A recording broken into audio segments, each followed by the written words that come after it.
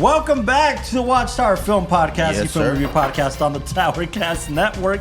By cinema lovers, for cinema lovers. What's wrong with you? We're back. And What's you? wrong with you? You look I'm like you're. staring at you. He looks scared. I look like, scared? Yeah, you look scared while doing the intro, like you thought one of us was going to interrupt you. Yeah, or something. like I I was was- waiting for it. I was waiting for it too, dude. I was like, who's all right, gonna here do it? comes Who's the gonna do low. it? But we're back.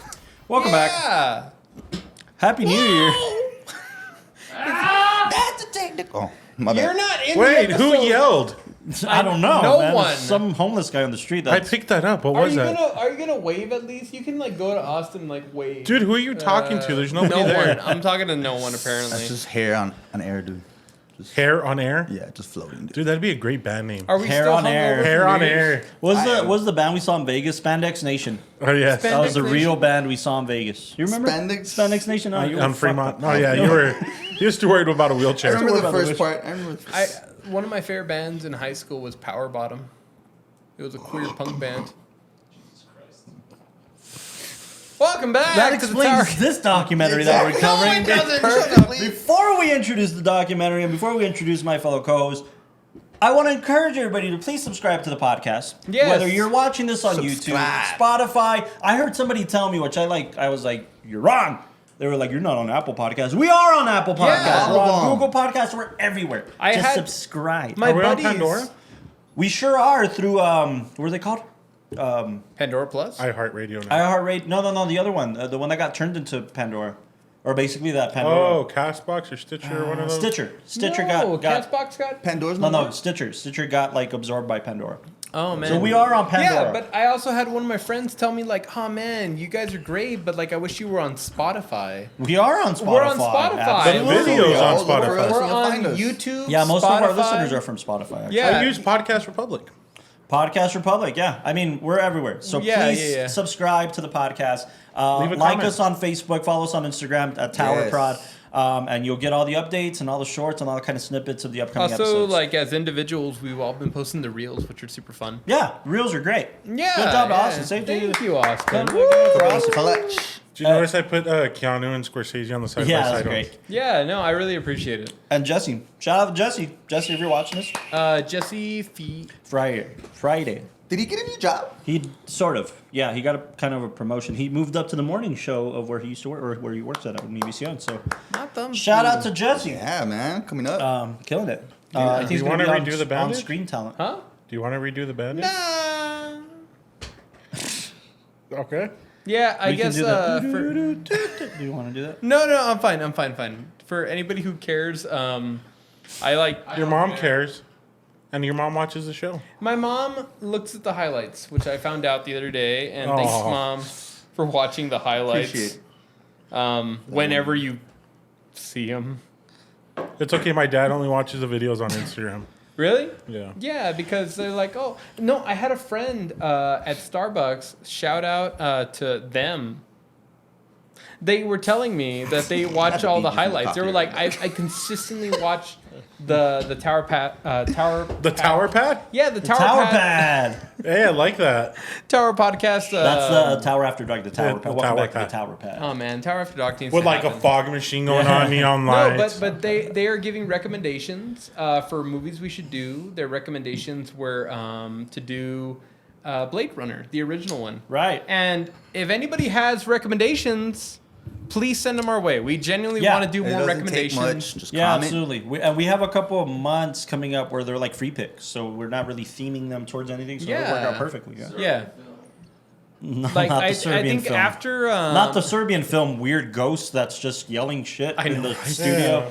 No, definitely after documentary month, we want to do. We're gonna do Oscar month, and then after that, we're gonna have a bit of a free month, right? Yep, a couple Yeah. of months. Yeah, like so, a month and a half. So if anybody March. has any recommendations before April. then, films that they're excited about, please let us know May. because we're excited to do them. June.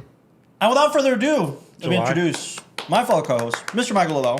Cutting Hi, the screen I left am and doing right. the cinematography perspective and the pick for today. I'm sorry. And the person who cut himself? I already said that. Mr. John Eric Castro. I'm giving you the actor's perspective, but in this case, I guess my opinion in general. Just, I mean, documentary is kind of weird, right? I mean, you're not Yeah. really acting per se. I mean, this documentary in general is just. Mr. Austin Young. Howdy. And a Howdy. mystery guest that may or may not yell random shit at times. So, welcome, mystery guest. You're not on camera. I mean, we can say who it is. Like, I don't think. really? I think he thought this was live. Sounds You like think it. this was live? This is Is not that why you were live. hiding? No, I know it's not live. Okay. I think he just wants to Anyway, have his random night screams. Oh, I see. mystery tower member that's just in the background. We'll call him E. Call him E. Coney. Coney. Like Coney Island? I don't know. He said that. I just repeated it. E? I said E. You said Coney. Oh, E. dude. E, dude. E. E. Oh, like the letter E. I get it. No, I was thinking of like Austin Powers. All of which we just Oh, said is less weird than the documentary we're about to cover. Yes. Okay, basically, if you're I'll wondering co-sign what that. this episode's going to be about, it is going to be me for about an hour trying to justify that this is a good documentary. I just want to note that the last documentary that we picked was my pick, and we got 55 minutes out of that thing. And we could have talked for another half hour. Yeah, we could have for I sure. bet. Well, let's add that half hour into my Oh, documentary. dear God. Nah. Can I Are go you first? serious? Okay, hold on. We're going to be talking about Erin Derham? Erin Derham. It doesn't matter at this point. Erin Derham's Damn it, stuff. man. A look into the taxidermy world amongst very passionate artists from around the world. Yes. I'll tell you this. I liked it more than I thought it would. But not that. That's the point. Not that much Oh more. my god. Okay. Who you want to go first, buddy? Buddy, old pal. No, Buddy first old we pal asked with people to like talk about what their documentary was about and all that. What's the documentary about, Delon? Just had one. Okay. I just said what it was about. That's what I figured. Fine. No, just real quick overview before we get into the ratings and everybody talks about how they. You can watch this film on I didn't TV. hate this. I don't think anybody hated it. No. This is a exploration into the world of taxidermy, and before you think like, oh, okay, so Michael, you're probably into taxidermy. No, when I first watched this film, Nobody would be surprised. Yeah. At all. Nobody would be shocked No. in the slightest. Shut With up. that beanie, you're probably I'm hiding a surprised you are bird not, under there. you know? I will get to you. You're probably hiding a I bird have a under that question. beanie, Oh, aren't you? what's up? What's Yeah, up? couple It's going to be birds. part of the introduction. Go ahead. How did you find out about this film and who showed Okay. it? That's a good point. So 2019, this documentary. Alamo Montecielo used to do Montecillo. Hold on, what? Montecielo. It's not It's not a Montecillo? real place, no. Montecillo. Yeah, Montecillo. Okay. It's okay, man. It's kind of That a makes common. sense, right? Every It's time you kind said it, people laugh.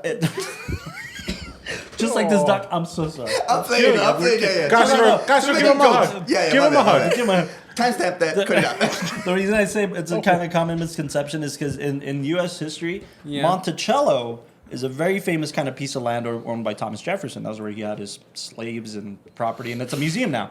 But Monticello is not Montecillo. It's a very common misconception here in El Paso. Okay. It's And it's definitely not Montecillo. It's been a long day, right? Definitely bud? not. Has it been a long year? Mount the Sky. Mount the Sky. Mount the Sky. So you went to Mount the Sky, and I went to Montecillo. yes, I went to Perfect. Montecillo, the Alamo there, and they used to have a film club where they would. the passport. Yeah, basically every Wednesday you would go and they would have a curated pick, and it was usually like new releases, Yeah. but like things that weren't big or like widely publicized. Yeah. And Kinda niche. Yeah, films and the stuff. first time I went there, they showed this Most of the film. time, it's a mystery thing. No. Yeah, Like, they don't tell you what- Yeah, they don't tell you where- what it is. You just go and that's what it's gonna be. That's And like the interesting. day of, Yep, you yep. find out. Yep. I went, and my first ever experience was this film. Stuff. And I remember my family and people around me saying like, "Oh, so you're gonna watch a taxidermy documentary? What a shitty way to spend a night." You go But- by yourself. No, I didn't. Okay. Yeah. To the first date? Huh?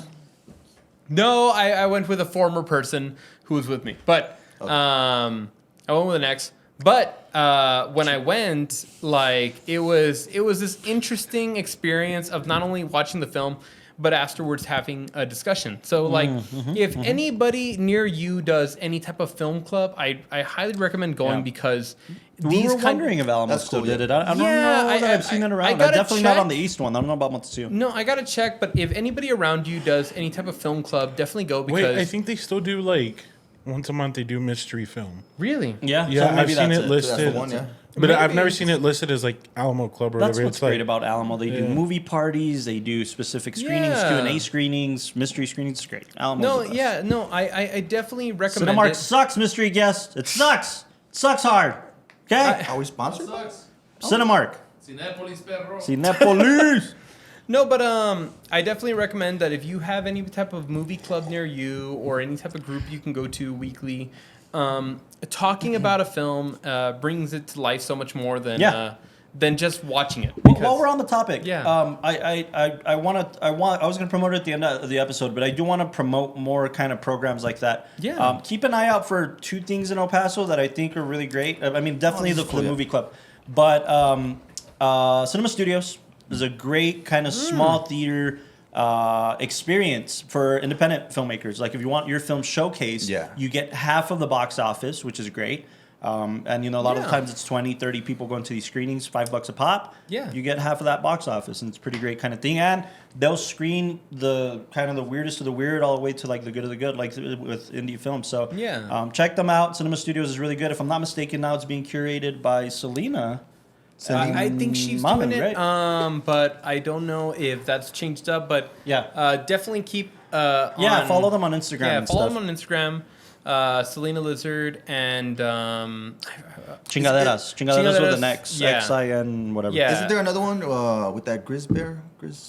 Oh, I don't know that's a put like a poetry thing. I don't think It's that's not a with, like a film writing thing. class or a... No, I think it's like an improv poetry, Oh, like okay, poetry okay. slam thing. I mean, which Oh, is yeah, great. Yeah, but, check them out. Yeah, too. that's pretty cool. But I thought it was... definitely keep involved as far as like Yes. where they're doing like the public arts because Yeah.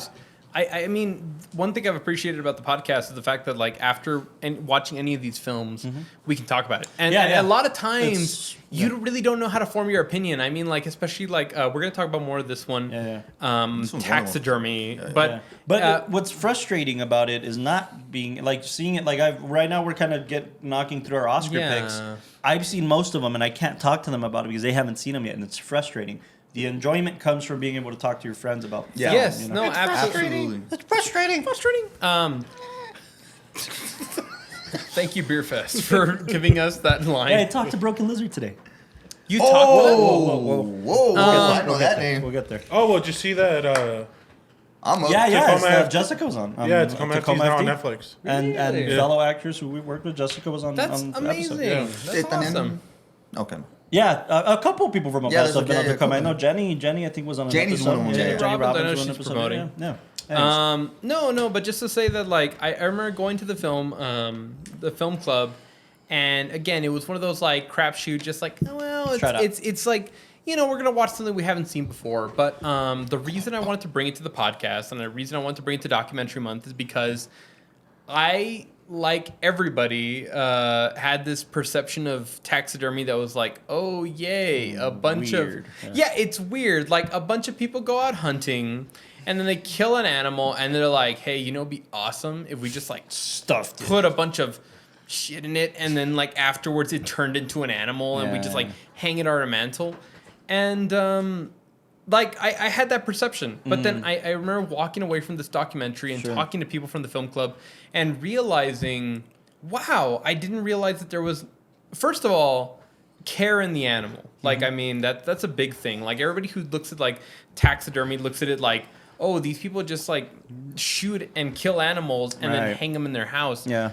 But everybody in this documentary, they talk about it where, no, they genuinely will research and spend time with these creatures. And then after they spend all this time really learning how the creature moves, how it acts. There was one moment I don't remember seeing, but I'm pretty sure it just flashed by, where they talk about the bad side of taxidermy, where it like people would just turn them into these weird abominations, and in those Frankensteins. situations, like they don't care about the animal, but the people who are currently doing it and are really preserving it, like people who work in museums and art studios, they love the form of animals and they love animals existing, and they work really hard to try to show the beauty there. So that way it's preserved. And after watching the documentary and after seeing it, I just remember feeling like, wow, my own perception has really changed on the topic. And that's the power of documentary cinema, is the fact that you can take something that's so obscure and random, but then really change somebody's perception about it. That's why I picked it. I watched it there. I really am happy for anybody who does curate cinema in that way. Like, I'm glad that we are able to on the podcast. No, I agree. I mean, it's something you wouldn't have otherwise watched. Exactly. It's something I wouldn't have otherwise cared about. But if watching it in this medium changed a lot actually my opinion. You know, Right. so And you had time with it. We just had one date. Yeah. One To hour. Oh process yeah, it. and I mean, I So I'm watched still trying to- this back actually when it premiered in 2018. I watched 2018, it. 2019. Yeah, no, I watched it when it came out that same year, and I remember, you know, of course, like being weirded out by the topic, but watching it and then being amazed at how much care people are putting into something that is very. We think of. They even brought up the whole Norman Bates. Like, didn't he do taxidermy? Like, the you know, psycho. the psycho. Like, he was the one who liked to like kill animals and stuff them. Yeah. But then it talks about. And a by the whole way, world, that yeah. stigma has stuck around, right? Like Oh, for of people who course. love taxidermy and genuinely like You know, I people always just thought talking it was about it. it was like more about pets, Exactly. which I never Oh, never like was fond to about. preserve your Yeah. pets. Like I'm gonna keep my pet no matter what type of thing. Yeah, well, just in general, I learned that it was like to I preserve was stuff. with some friends yesterday, and I told them, "Hey, tomorrow we're doing a podcast on taxidermy," and they were like, "Oh, like Norman Bates?" Like that was the That's the first stigma. thing that- Well, Yeah. that's why I Yeah, said that the exactly. stigma has stuck around because even when we explore, like I've talked to Eric a lot about Halloween and the origin story in Rob Zombie's Halloween and how like he would fucking kill animals and No, you know it's yeah. like the stigma of the psychopaths Yeah. like to Exactly, kill small yeah, yeah. animals and Yeah. keep them as trophies type of thing.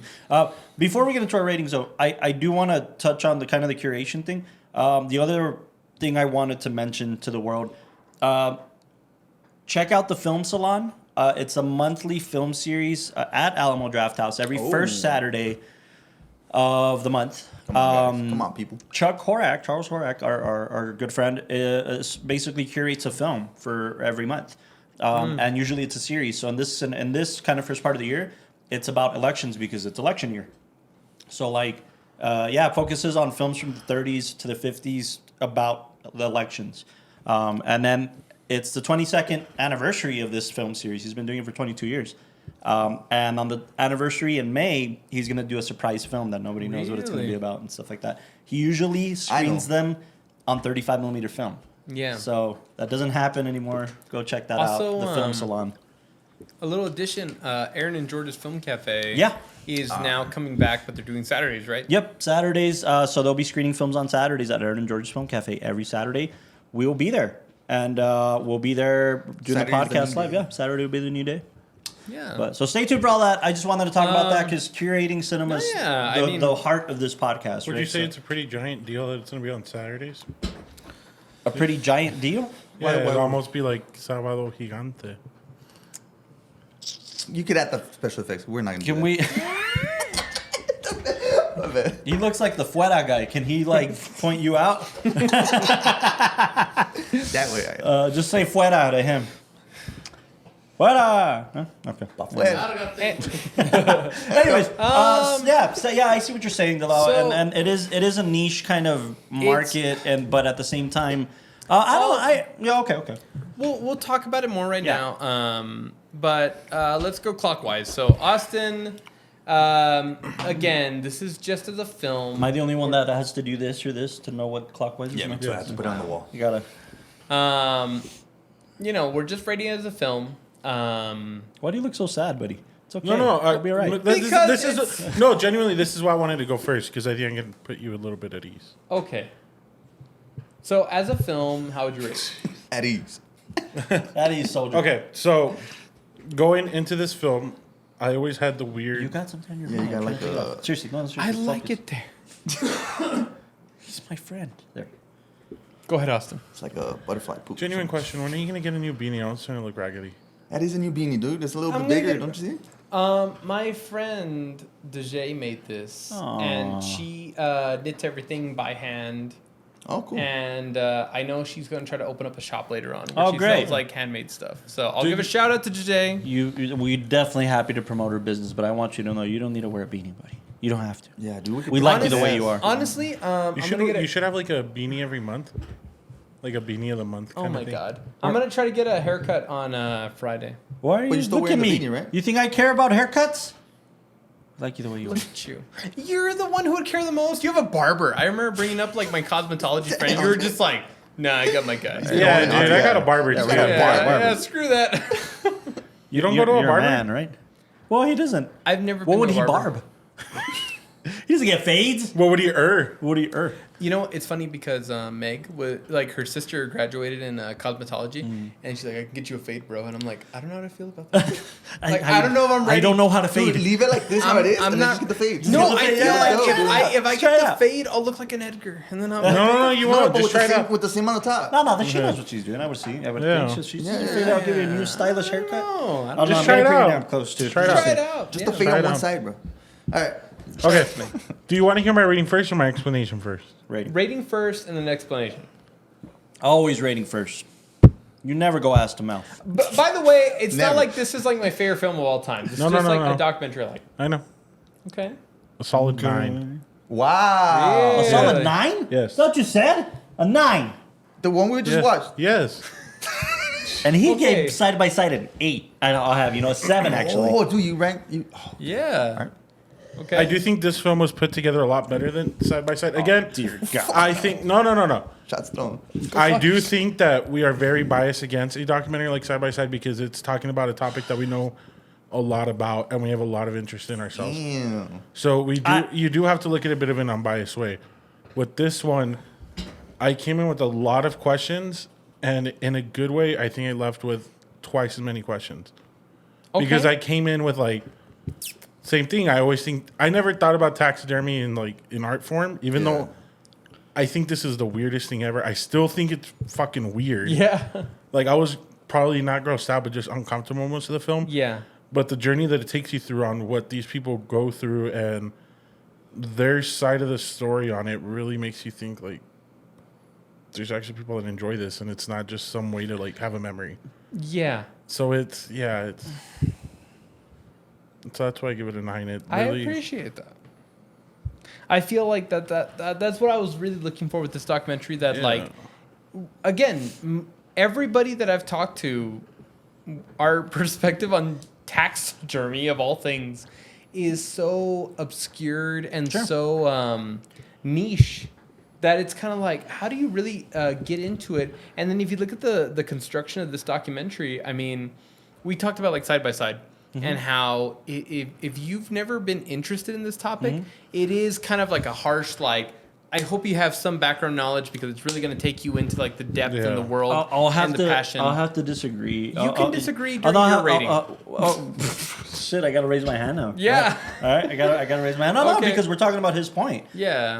I disagree. I think Side by Side is structured in a more kind of formidable way. I don't think it that's has what he's nothing to do with saying. no. It has nothing to do with We the just topic watched it at like hand. other people will watch. That's what I'm side saying. by side. To me, like we're focusing so much on that point, even on the last documentary, that I don't think it's that important. I think we're talking about this. This is a film review podcast. It's about the structure of film, not the story or topic or anything like that. We're talking about the structure of film. Yeah.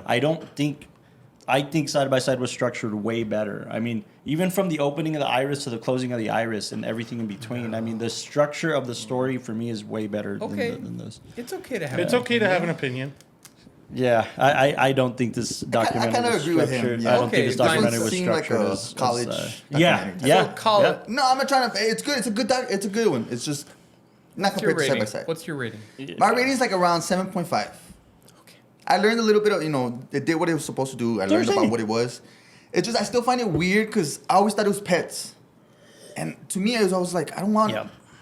I want to remember my pet as it was, not just standing still and Yeah. Okay. creeped out. But did it open your mind Yeah, for about sure. kind There's a of the lot of whole information and the process and everything. It's just, I was trying to pinpoint where it was weird for me. And it's the, like, it's not cutting up, it's not gutting the animal because we hunters do that. Yeah. It's the whole stuffed. What do you mean? What do you mean by that? Yeah, like how the they process- make the molds. I guess and all that's that why I'm jazz? not into like fur and stuff like that, right? I'm not that guy. Yeah, I don't have a big ass fur, but it's just the whole like sewing, cutting through the skin, like Yeah. I know. I get Almost that. not letting it rest, right? Like it's there we go. I was Yeah, trying yeah, to pinpoint. yeah, because Yeah, I think right. there is a good conversation to be had about what about this form of entertainment, this art form. What about this art form is humane and not humane? I agree. So look, I I get think it. there's a It's- conversation to be I had. get the whole artistic side of it, and it's beautiful and everything. It's just like you said, you're not letting them rest. Like you're not manhandling it, but Yeah, just nature do you're its thing, poking right? it, and No, that's the weird absolutely, part. Absolutely. It's a But funky yeah. thing, man. Like, it depends who you ask, right? But at the same time, what is humane, what isn't? Is like Lil Dicky has a whole thing about it in this song, Pillow Talk, where it's like, well, what's humane? Is hunting? It's With Josh is Riley. hunting natural? Oh yeah, we decided to do our hunting like the more kind of a smarter way, right? That's why there's Oh, yeah. factories and all this stuff. But like, But that's it's God, bitch. well, that's what I'm saying. They Like, gotta work. right? Yeah, exactly. Right. It's that kind of fun. What is humane? Is hunting a normal part of life? Well, yeah, our ancestors did it to survive. Period. Yeah, right? survival, for you sure. would eat. You would use the pelts as you know to That's cover why I your like the skin. lady that did the fish. Yeah. She was talking about eating all of it. But when you're using something in art, yeah, is that natural? Exactly. Is that a kind of functional part of society? Will that give you a Yeah. functional part of society? I don't know. Art is functional. Art is Let me add a little bit. Go ahead. I kind of see it like as props coming from That's the film interesting, department. yeah, yeah. It's just I get the whole props thing. It's just Yeah, well, you see, the humane part for me the humane. is the humane part for me is the educational. Yeah, the We're whole, gonna learn more about preserving these them. animals. By Yeah, like when they're in studying them. museums and Yeah, stuff. Like that that's- for me I is never thought about humane, that. is normal, is okay. That's how we learn, right? Yeah. Otherwise, we don't know shit. And then they do that to humans too. That's why we know so much about anatomy. I get that part. I'm cool with that part. I was talking about Poor Things because you see a lot of that imagery in Poor Things. I'm gonna slice the fish and put it on the tail of a rabbit. Yeah, it got weird after. a while. What, Or like the girl who says she wears the birds. Is yeah, like hair well, oh, that's the decoration. most natural thing in my hair. Bitch, that ain't natural. Yeah. It just isn't. Huh. That is not a natural thing. Can I give you a take on that real quick?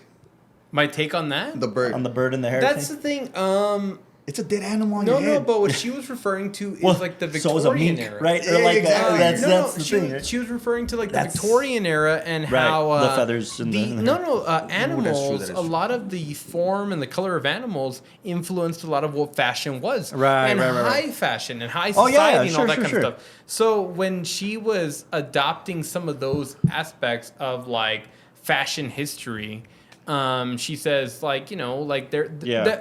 she also highlighted the fact that like the Victorian era was also responsible for like killing off a lot of species. Yeah. Because High society did they not were give so a fuck. yeah, they Like, were so yeah. obsessed with like, oh, we want this item that's so limited. I mean, think It's about so- I it's- want pearls around my neck. Fucking No, yeah. pearls come from an animal. Like, No, it's exactly. just- Sea, yeah. Pearls or like cheetah skin fur Yeah. and all that Yep, kind of yep. stuff. And those aspects were inhumanely like killing animals, Right. Just for the just to be part of high society. Yeah. And with her, she says, I can respect what we learned from that era. Sure. Mm-hmm. I can respect what was gained from that era as far as like taxidermy and preservation. But you know, nowadays, Yeah, like yeah. when I think about taking from an animal, Yeah. I think about taking from an animal that died of like Natural natural causes. And then their that's argument- a big point. And then also with her, it's this idea of like your articism Yeah. comes in the fact of preserving an animal for how it was when it lived. Yeah. Like I Yeah. would say, the other side of that coin was that their whole obsession is to bring it back to life, almost. right? Exactly, because they I forgot what the name of the guy was, but Yeah. they talk about the person who was like the father of taxidermy, Right, and right. how his contribution was like, you know, it's like taxidermy should be more than just like, oh, I just like shoved like stuffing in Yeah, a yeah. dead animal just so it could look similar Which is the basic to the definition. dead animal, and he says. It should be about really trying to bring that animal Yeah. back to its Carl Achille. Carl Carl Keeley, Keeley. yeah. Yeah. It's about bringing the animal back to its original form, bringing the animal back to like a point where when you look at it, it's how it looked when it was And you living. see, I'm with it. Yeah. I'm with it when it comes to preserving the animal for future generations to study, especially when we live in a society where fucking animals are going extinct. Yeah. I get that. I'm with that. Yeah. But like, for instance, and you pointed this out, Custard, when we were watching it. The scene where they pull out a fucking, what was it? It was attached to like a, The box? out of the bottom, the frozen box. Oh yeah. And then they mold over it. And they basically said, no. They basically said, oh yeah, we tore this animal. And it comes out of almost like a freeze-dried box. I don't know what, I mean, I can see doing this in a museum and a Smithsonian where we can study this thing for future generations. Yeah. I can't see the kind of, because to me it just almost feels like a circus. Yeah. Right? The circus of torturing animals and the touring them all over the state. And like, so like when they're dead, okay, they're dead. They're not feeling anything. But it's like, I don't know, dude. Like you wouldn't. I wouldn't want my body to be like Yeah. No, And then, by the way, they did that back in the day. They like famous people. They would tour the dead body of this famous person for like a week. Yeah. You know, Shit. that's like that shit's inhumane, dog. Just Well- let them rest. So like those are the parts I kind of go Yeah, back I and forth agree, I on this doc. And it's crazy because the imagery on the doc. This is what's challenging for me about it. Yeah, go ahead. It's beautiful. It's shot extremely well. Yeah. They're beautiful images. The juxtaposition of the music, the music and the imagery, and it's I very remember I mentioned at the very end, like a serene very Wes Anderson Yeah. music, where it's like very uppity and yeah, lively, very compared beautiful. to, I like- compare it to like the if you go on Disney Plus and you see the Disney documentaries. Yeah. That's what I compare it to. Yeah, And it's the reason I say juxtaposition is because the image we're seeing on the screen is death. exactly. Quite literally. I get what they're trying to do. I get what the filmmaker's trying to do. I respect that. I'm in his energy. I'm not. It didn't take me to their side enough. You know what I mean? I don't Okay, think so- this was one really to take to your. Oh, No, I yeah, know. it is. It's So- trying to It's present more the world just- to you. it's more just and about showing you educating it's you. cool. Yeah. It's I have a lot more to educational. It say wasn't about taken the up. documentary, but Yeah. let me get your guys' Yeah, rating. your rating. well, Mine was you're 7.5, 7.5. and it could go up. Yeah, Yeah, and yours, Carlos? I'm at about a 6.9. Okay. It wasn't. Let me turn this off. It's terrible. But it also didn't influence me to like the topic anymore, or to Okay. or to. I mean, you appreciate it more, no? You respect it more, I guess. I do. I honestly just found it. You'll laugh, but I kind of compared it to like the film Bernie. I got those kind of vibes off of it, and I kind of felt that way. Where Did Cohen's do Bernie? no, Richard Linklater did, and it just didn't. It didn't. I don't. It's cool. Like it is. I can appreciate that this exists. I don't know that it made me interested in it any more than it was trying to. I do What- think it set out to interest the viewer more into this world. Yeah. I didn't. I'm gonna be fine, kind of moving on from this topic. Like, cool, great, that was cool. But you definitely feel like you learned something from it, though. Oh yeah. Come on, dog. You didn't know all the No, stuff no, that of course we're not. saying. But I don't know. It's a topic that I don't resonate with. Which again, repeating myself from earlier, doesn't matter. But as a film, I also didn't learn anything as a filmmaker or a cinephile. I also didn't pick anything up that helps me. Yeah, it's just again, if we're talking about It's gonna help you topics- if you need a bird in your freaking film. Well, I don't know about You that. gotta fake it. Yeah, I don't know. It just didn't resonate with me. It wasn't a topic I Yeah. wasn't particularly interested in, and since it, You I were wa- never curious about it? I was No, curious. That's why I no, kept watching. Not really. I like the outdoors. I like going camping. I like doing all that jazz, but I've never really been into hunting. I've never really been into that side of kind of Yeah. Yeah, nature. I'm not- so for me, it doesn't do anything for me on that front. I'm into Even hunting if the hunter has a knife, but if you got a shotgun, come on, dude. you're cheating. Yeah. Yeah, I guess I just wasn't curious enough about the topic, and I'm still going into it. They still captured me to pay attention enough, but I didn't. Personally, I don't think it was structured well enough to keep me interested in it. Like I was kind of just like, okay, let's finish the doc, and I want to see how I feel about it at the end. Whereas a film that will captivate me, I already know how I'm feeling about it during almost, right? And then having time to process it after. But I will say this. I guess the bottom line for me, just as a film, I put it at a 6.9 because I don't see the difference between something like this and then, like I said, kind of like those Disney Plus documentaries. Those Disney Plus documentaries are fun and they're great, and I learn something about the making of whatever, but I don't see the difference. I don't see the difference on seeing this on Discovery Channel or PBS. I didn't Okay. feel like it surpassed that level of filmmaking Okay. for me. It stayed at the PBS level. Understandable. Yeah, that's kind of just where I'm at with it. Again, I'm gonna always retract to talking about it as a film. Film, yeah. It wasn't groundbreaking in the slightest in any capacity film wise for Yeah. me. So 6.9 for me. Can I go home? No, I'm joking. No, it obviously did something for you. Yeah, exactly. I mean, made you bring this film? Like, what? I mean, Well, he already said that. He already talked about that, right? I'll throw it in. I want to give it an 8.3. 8.3. 8.3. 8.3. I'll say that the 0.5, like originally I wanted to give it an 8.5 because I felt like there's more to kind of like break into, but I will agree in the sentiment that as far as it being something that we've seen before, as far as structure and storytelling, super similar with like Disney Channel documentaries, but more than anybody else that I'm trying to show this to, it's the audience, and Sure. This fourth Kind of wall. a general audience member type of doc. And that's the thing. I know that we went to the last one, Yeah. and it's a documentary talking about film, and it's very meta. But this one's a documentary talking about a topic that not a lot of people are used to. Yeah. And it's something that not a lot of people are accustomed to. This notion of a very niche topic of taxidermy. I have a question about that. Go ahead. I have a question for you, or Austin, since he's kind of in the same camp as you. Yeah. There's so many types of documentaries, right? We've discussed this. We've talked about what a documentary is supposed to do, and there's not one clear answer. There isn't. Yeah. My one clear answer for cinema is it's here to make you feel something. Of course. Yeah. Right. And documentary, by all intents and purposes, is cinema. Same way. Yeah. What is this documentary intended to make you feel? Is there a call to action? You know what I'm saying? If, for instance, just comparing in the same realm of documentaries, when I saw Blackfish, Yeah. right, I was impacted. Yeah. I saw the imagery. I saw the call to action. I saw the kind of getting deep into harming animals and why fucking aquariums are not humane and shit like that. Yes. Again, I didn't change my life or became an advocate or anything like that. That's not. But the call to action is there a call to action to this? Austin has a perspective. Go on ahead. Can I go? Yes, of course. Yes, with this There, one, I think. there's a call to action. Oh shit, that was fucking weird. Yes. You beat yourself? No, it's. Anyways, moving on.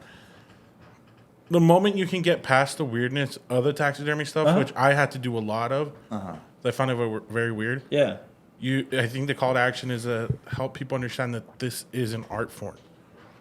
And beforehand, I never would have thought that taxidermy was an art form, but this documentary helped me realize that it is, to these people, a way of art. Okay. And and it's something that you do have to push aside the topic a little bit. I wasn't Yeah. weirded out as much. I definitely for me, was, the topic yeah. didn't take me out of it. The topic was fine. That didn't scare me away. It was fine. I just don't feel like the stakes were high enough for me to care.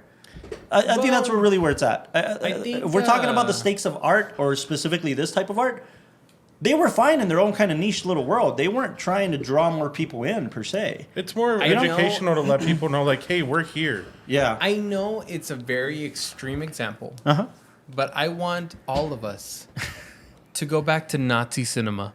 Okay. And if you look at that era, right? Yeah, like Leni Riefenstahl. Like the mentality that they're trying to force the entire German population to adopt is something super outlandish. This idea that one, we have a military force that's greater than any other force in the world, and then two, that we need to adopt the mentality that all Jews are the absolute devil of the world, right? Yeah. Something like that. Propaganda. It's propaganda, right? Right. And in that, documentary cinema proved to be one Powerful. one of the biggest motivating forces. Absolutely. That we were able to get people to take in a mentality that like would not be adopted normally. Sure. And the call to action was just for normalization. And not only normalization, but acceptance of this new way of thinking. Okay. And in a way, I feel like, and again, I know that I don't want to like compare apples to oranges and say like, hey, this is like Nazi cinema. But it's to say that I think documentary cinema, and the reason I want to pick this is because it has the powerful effect of taking in concepts that otherwise people would spend their entire lives living thinking like, what an awful topic. Yeah, what that's an fair. Awful, That's totally valid. I'll buy that. I guess to me, the call to action, more than anything, is to normalize something that otherwise would have been demonized in regular culture. Yeah, you know, sure. The reason I ask about the call go to ahead. action is because, and I'm only going to talk about this because we're not going to talk about these on this edition of the podcast month. Yeah. When I saw the documentaries that impacted me the most, Yeah. Right. This was around the time when we covered Chef on this podcast, and a huge inspiration for Chef was a documentary called Jiro Dreams of Sushi. What's it actually? Yeah, yeah. It inspired John Favreau to kind of make Chef. When I saw the documentary, I straight out saw it because I love Chef, and I was like, well, I want to see the kind of the basis of this thing. Yeah. And again, this is all subjective. This is taste intermingled with your perception of cinema, et cetera, et cetera, et cetera. Jiro Dreams of Sushi made me give a shit about a single man inside a kitchen with a knife and dead fish. It made me care about him and his family deeply, and the legacy of kind of this of his legacy, the legacy of being the most respected sushi chef, and how that's a legacy from generations to generations. It made me care about it right away. Yeah. It made me care about it. It wasn't like, oh yeah, it's because Favreau lives it. No, I forgot. I honestly can tell you that Jiro Dreams of Sushi is a better film than Chef because it made me care that much. Yeah. On the other hand, my other favorite kind of documentary is Searching for Sugar Man. It made me care about a man that nobody cares about. Yeah. It made me care about a man that was forgotten in music and society and thought to have committed suicide on stage. It made me give a shit. You know, it made me want to know more about it. It made me want to be sitting with the documentary filmmaker and follow the career and who is he and what can we learn about him. And it made me give a shit. And this documentary was a cool kind of portal into the world of taxidermy.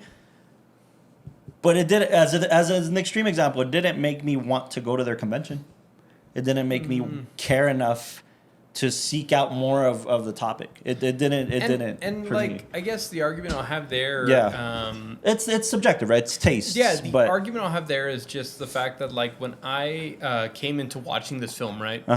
I really appreciate nature. I really appreciate animals. That's true. And I've never really like been warm to the idea of like hunting and all that. And to me, the whole concept of like taxidermy, right, which I think a lot of people has is this idea of like, oh, I want to feel more powerful than an animal, so I'm going to go hunt it. And after I hunt it, sure, you know, there's the aspects of like... The trophy. Like eating whatever's there and creating jerky and all that kind of stuff. Right. And then having like something on your mantle that it's like, oh, I killed that thing. And to me, I've just never been a fan of the idea. But when I saw this documentary, the fact that not only there's more to it, but the fact that there's so many different variations of this topic that I really, I guess in my way, I never cared about. And the fact that I found something at the very end of it where I was like, wow, it's super interesting. It's super dynamic. The fact that like in this documentary, there's a world of taxidermy that involves museums. There's a world of taxidermy that involves like art, preservation, and then also, I forgot what the specific name is, but the type of taxidermy that when the animal's preserved. Oh, the jar thing? Yeah, the certain parts of the animals are highlighted, like the nerves and all that, but then the skin becomes translucent. And it's this whole idea of like, there's more ways to explore taxidermy, and then in that, it all comes down to this fundamental fact that we're appreciating the animal. I want to pull this card. I want to pull this card. Go ahead. I've never pulled this card on this podcast. Let's see. Oh, no. And I kind of hate it. I kind of hate pulling I've never really pulled this card. He's going to say the word. Bird is the word? The bird is indeed the word. What's up? We kind of joked around about it while we were watching the show, the podcast. Oh, sure. The fucking movie. There wasn't enough diversity for this thing to be taken up across all over the world. I wanted to bring a bunch of white dudes talking about the same thing, dressed the same way. Like it kind of felt a little like it felt small. It didn't feel as big as it was supposed to. I did want to bring that up. And it took place in various parts of the world, and it just felt the same throughout every scene. And then that might have been intentional. It just didn't. No. I want to bring that up. Okay. Let me broaden up the horizon a little bit more in the conversation. And that, by the way, just like film isn't diverse in inclusion for women, inclusion for different colored filmmakers. Yeah. It may just be a fault of the art form itself that just people. No, absolutely. No, I don't know. I want to bring this up because again, I watched this during the film club. Right. In that, we had a lot of conversation, and I'm not saying in any way, shape, or form this documentary is without its faults, because again, when if you go to film school you'll hear that like there's positive elements of every film, and then there's shortcomings, and how couldn't it be improved, and Right. how could the filmmaker have diversified its take, or how could it have honed in on certain Yeah. aspects. In no way is this meant to be a film that's saying this is the end all be all of documentary cinema. But I do think that if anybody who hasn't seen it, if you watch it, Yeah. you'll gain a completely different perspective, Yeah. and then it'll make you question what documentary cinema's capable of. Now, in Yeah, that, I agree with both of you. Yeah. in that, I remember during the film discussion, they were like, so what, there's a guy who opens up the conversation and says, well, here's what I want to open up with. Like, I really like these aspects of the film, and I didn't like these aspects. And he asked everybody. Right. And it's funny because everybody there talking was either Latino or there was a few white people there. Sure. And we all agreed. We're like, why is there no black people in the film? Like, or colored people in general. Exactly. There's no diversity at all. There's no Asian. There's no Mexican. There's nothing. Yeah, it was like, so is it just to say that like if you're a person of any type of like dark skin and all that kind of stuff, there's no place for you in taxidermy? And then we all kind of agreed. We're like, this film highlighted the fact that this culture exists. Yeah. And there's way more to it, but it doesn't matter if you're from like Holland or if you're from like the United States. You share the same passion. Yeah, like it's all white, like across the board and all that kind of stuff. I have another Go ahead. Perception that I gained by watching this documentary, which is this. In my head, the perception of taxidermy, of course, wasn't. I guess in my head there was a positive and a negative to taxidermy.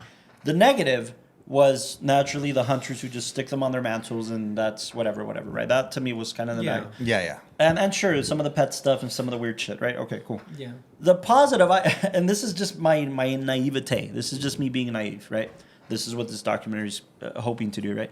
My naivete never knew how much individuals that kind of come from a rural environment are involved in this world. Yeah, I mean, you could see that. And it's all over the world, where it's not dudes in white coats stuffing a dead animal. That, you see that, to me, that was, it's dudes in white coats stuffing an animal for a museum. Yeah. That was the kind of educational positive side of taxidermy for me in my head. Yeah. My naivete didn't realize that it's this is why I feel conflicted about this documentary. What is it, man? The way the perception of this documentary was to a certain extent, and don't get me wrong, there was these high societal elements, there was these kind of museum, and we're going to preserve for. I didn't particularly enjoy that the documentary or the storyteller was presenting this community to be like this year's chili festival. I didn't like that. That's how it was being presented. Yeah. That's how the information was being presented. Yeah. The heart of the story is in that community. And that community, like I said, it's a big world. We're in the Netherlands, we're in Germany, we're in Belgium, we're in this. And they all feel the same. The rural kind of elements of these people. What I'll argue for that is Yeah. that, I don't know, I feel like this documentary kind of highlights the fact that I wanted to talk about the structure of documentary cinema in general. Okay. Yeah, I think this is where we're getting confused a little bit because you're seeing it from a different perspective. Yeah. For sure. There's that, the when I watched this, I was just coming out of documentary cinema with Khan. And that was super influential, right? And I remember watching this one shortly after that. Go ahead. I have a question for you about that. Okay, go ahead. Because I'm assuming there's two sides of the fold here. Yeah. When you were shown documentary cinema, right, course, by Khan's perspective, Yeah. what documentary out of that class impacted you, like for documentary cinema, that made you feel like, oh shit, this is cinema. This made me feel A, B, and C. Oh, Man with a Movie Camera. Man with a Movie Camera. Yeah. That's a very interesting duality. Yeah. Right? So when you watch something like this, is it just broadening your world in documentary cinema? Or are you comparing in any form? Because you were fresh off of watching Man with a Movie Camera, right? To me, I just want to know if there is a difference. There's a difference to me, but it's also the same difference as cinema versus not cinema. Yeah. Right? I do think that does exist in documentaries as well, right? So like how would you categorize that difference? Or was there a categorization, or did it not matter? I don't know. I want to know. For the general movie audience, if you mention like, hey, I saw a documentary yesterday, and I mean, this is actually going back a little bit before maybe like 2020, because I feel like most people, when they thought about documentary cinema, they thought about like History Channel. Very much for like sure, for sure. Old man sitting and being like, well, you see, Lincoln decided that this was a bad thing, Voiceovers. and then they'll show like some still painted image of Lincoln, and it's very dry. It lacks texture, and it lacks emotion. Yeah. For lack of a better sure. term, It's just informational, period. It's so informational. Yeah. And when I took This has heart. When You're I right. took documentary cinema, Yeah. and when I saw like this film, I was so impressed at the fact that like documentaries could really have, again, like you said, heart. Yeah. They could have heart. Yeah. They could have emotion. Sure. You could really feel like passion behind something that you otherwise would have never experienced. Yeah. And I mean, for most people, when you like, I'm pretty sure with this episode, like, not a whole lot of people are going to be like, oh, yay. There's very many people that are going to be against me on this. Exactly. Because they might connect with a community of this sorts more directly. If anything, I feel like with this episode, it was definitely like more people will probably listen to it and be like, oh, yay, a taxidermy documentary episode on like the WatchTower. Like, it's the equivalent. I don't just- think so. I mean, it's the equivalent of a kid going to a science fair with his collection of bugs, right? Yeah. I mean, it's niche, but it exists. There is an appreciation for it. So, quote unquote. so when we go back to like why Will that kid win the science fair? No, the guy with the volcano is going to win the science fair. It's just I love the volcano. No, I never won my science fair. I never went to. Did you I know- think I I reached never blood. did. fun fact nobody asked for. I won first place in like a bunch of my science fairs. Nice. Yeah, good thing You you look said like nobody that asked for kid, it because dude. nobody did. And did you have any bugs? No. No, but I did win like was your best one? the highest prize for a project of collecting dust in different parts of my house because it's cool. Anyway, Hey, Castro, timestamp that. Yeah, Let's timestamp that. You were already looking cool with that shirt. You can't yeah, be yeah, saying man. things like that. hey, You're you know cool. what? We all Just got went down, bullied in bro. high school. You know. Oh, did we? no, Oh, I got no. bullied in elementary school, man. dude. No, but in all seriousness, No, but I want to ask about the duality because I to me just- a duality does exist. But your palate, you guys know, we know this. I think have been in agreement on this in the past, I don't know, 50 episodes. That you develop your palate in cinema, and as you develop your palate in cinema, it's let's keep calling it the Walter Mitty effect. Yes. You fall back on something like this, and you're like, I've seen better cinema. I than agree with this. him. And I I'm- agree with. No, go for it. I'm not saying that we haven't seen better cinema. Yeah. But what I am saying, and I know it's gonna What be are you weird. This is what bothers me. When you guys give ratings, and we've talked about this on the narrative side now, we're talking about it on documentary side. Maybe we haven't been exposed to enough documentary cinema. This is the point of this podcast. But when you give it things like 9s and 8.5s or 8.3s, where's the rest of the room gonna go to? Like, what documentary is gonna be a fucking 10 for you if this is already a 9 for you? That's where it puzzles me on a cinematic standpoint. Okay. You know? Okay. I thought the storytelling was great on it. I kind of I agree with all that. I just kind of agree with him when him saying like the stakes weren't high enough.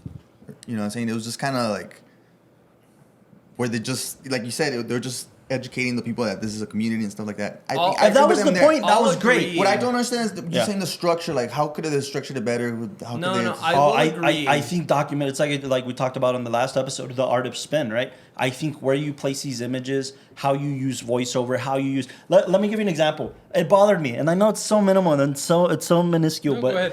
What? when they when right before they cut to like the art form, and then it was like the red frame with the bunny in the gold frame. It was Oh, like yeah. the red screen and the bunny in the gold frame. There was like this like kind of clever cutaway of like, now we're going to talk about the art of this thing. Right before that, the guy was talking and you were on him, right? And you were on him and he was like cutting up a whatever bunny, whatever he was doing. And then, yeah, a lot of people don't understand that this is the art of it. And then we cut to a wide of like them being happily, merrily cutting open a fucking animal. And then we cut to the art thing. You didn't need that wide.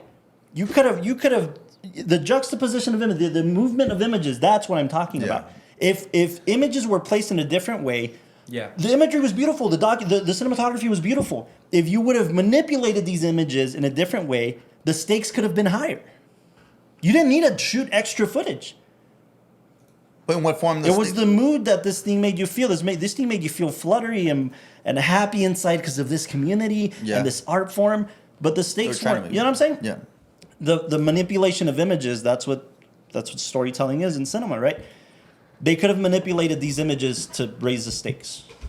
As an example, if we would have gotten rid of that 2-shot and we would have cut from the single of him cutting open this thing, this is where the art stands in this community, whatever. And then we cut straight from that, a match cut into the red frame, I would have, okay, cool. That was a good frame. That was a good cut. It didn't, there was but a lot of the those. stakes? Yeah, absolutely. It's so subtle, but It's an act break for one. It's a natural act break as opposed to stretching out one long act. I didn't feel like this thing had 3 acts or 6 or 5.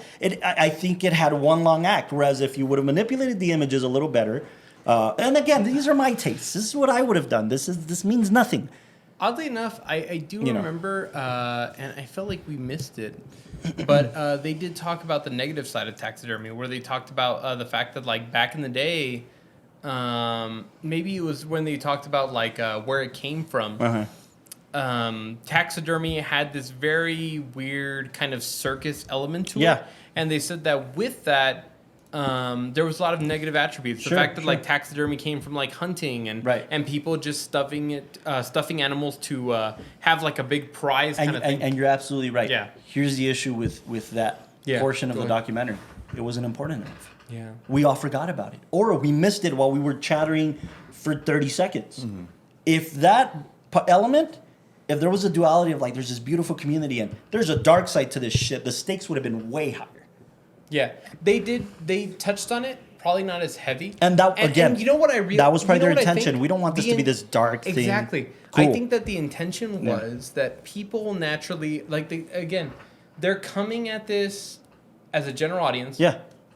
With the idea that taxidermy as an art form, it's not an art form. It's taking dead animals that should be just laid to rest and no, but they did want to present it as an art form, right? But what I'm saying is that the community that they're talking to is taking animals that should be laid to rest and they're manipulating them, and then every way that's a dark turn. But the lens that wasn't the lens we were seeing. Every way that they can, they're trying to show the fact that like. No, even like the way they opened the documentary before they even did the title screen, you see so many people like. Really like, wow, like I just feel like we're able to let these animals live again. I feel like we're able to let these animals like find a new a life after they've been dead. And I feel like we're able to see the beauty in nature. The Kuleshov effect is amazing, man. Exactly. That's because we're seeing this through a bright colored lens. And then even look at the way that they did the title screen compared to like most films. Yeah. The title screen like had this really bouncy music. It had living animals. It like juxtaposed it with dead animals that have been taxidermized in this really beautiful way. Where then when you watch it, you're like, oh, this is going to be like a positive, bouncy, fluffy documentary. The filmmaker must have fallen in love with this community so much that they're like, this is what I want to showcase. That's absolutely perfect. It's what a lot of people do in documentaries. It also felt kind of culty. It also kind of felt culty. Again, it just depends what lens you're trying to present this through. As an example, I always use an example of like if another filmmaker would have done it, right? If the director of again, it's a different colored lens. If the director of Blackfish would have directed this documentary, that might have been a completely different perspective. The stakes would have been raised higher. It would have let the audience decide if it was weird or not. But this is pointing to you to like, this shit's not weird, bro. It's actually like pretty cool. Argument. Yeah. Blackfish is trying to make a normalized topic seem bad. Right. This is trying to make a demonized topic seem good. Yeah. So in that world, the problem here is that unless you disagree, everybody in this room agrees that shit's weird, dude. It's kind of inhumane. We all agree on that, correct? Yeah, absolutely. Right, we all agree that like, or you don't like. Do you think there's still it's a beautiful kind of art form? And I mean, there's no wrong answer. That's the point of this discussion. There's Austin, no wrong feel answer. free to disagree with me, but I feel like when you watch this and you see the type of people that are doing taxidermy, not like, of course. They even bring light to it that there are weirdos and there are people that do this in a very like inhumane way. Yeah. But everybody in this documentary highlights the fact that, like, when we're going to bring animals to a museum, or we're going to be doing private projects, they even highlighted the people that would call in and say, "Hey, my dog died, and he's about 2 pounds. Can you taxi I thought that was a dick move, by the way. I understand their ability to not accept every request because people Especially have like the shit. eagle. Yeah, the property, eagle, that's- like they can. Yeah, I get that, but like. Oh, my dog died or something like that. And fuck this guy. Like that painted her as a very dark character. You Like, think so? Oh yeah, dude. No, not the eagle stuff I like kind that. of get it, like from the business perspective. Like she probably gets that like 20 times a day. No, Absolutely. I I don't get that, think dude. I that get at that. all. I think the fact that like she said no to that is to show that the fact that like That's- as, okay. as Yeah, I know most what you're going- I know what you're general going. audience and even general people think like, oh, The pet thing. The pet thing. taxidermy is let me give him a pet Yeah. who just died Yeah. and can you bring him back to life? And they're like, no. you dude, make Okay, it then like- maybe, and you're right. I'm with you now. I'm with you on that lane. I'll go with you Yeah. there. Why wasn't that highlighted in the fucking documentary? Why wasn't that explored more? That like, scene was in the oh, documentary. dude, it's a 30-second scene. Why didn't we get more of the? Oh, I get. The reason why we don't do the pet thing is because it's da. We didn't get any of that. Why didn't we explore that side of it more? The argument I have towards that is the fact that like I think the documentary cinema filmmaker like they felt this is already a demonized topic and they're really trying to fight from like we're already on the losing perspective. How do we bring something that's already on the losing side up to something that's not even it's not like again the call to action isn't do taxidermy. The call to action is more like see that the people that do taxidermy are not evil sociopaths. And I think she succeeded in that front. Yeah. To a certain extent. Yeah. To a certain extent, I do think, but I have dogs, and I remember I brought up to you. Like, I would have cared a little more about that perspective than I got grand prize at the taxidermy fest. But you know what I'm saying? But don't you feel like the structure was good in the sense that, again, the first thing we need to do, like I to me, maybe I view it from like the writer. I say that they looked at a topic that they thought was already demonized and said, okay, how do we open up this film? It's already going to be something that people are going to be against. People are already having a negative stigma. Yeah. How do we open it up?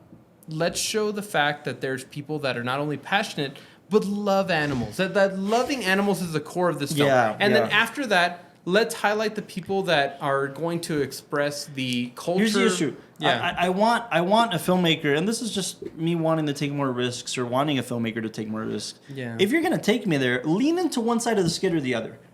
It felt like we weren't going to go too extreme because we don't want that imagery to be associated with this topic. Yeah. The imagery is already associated with this topic. You know how I would have opened the film? I would have shown all the dirty imagery.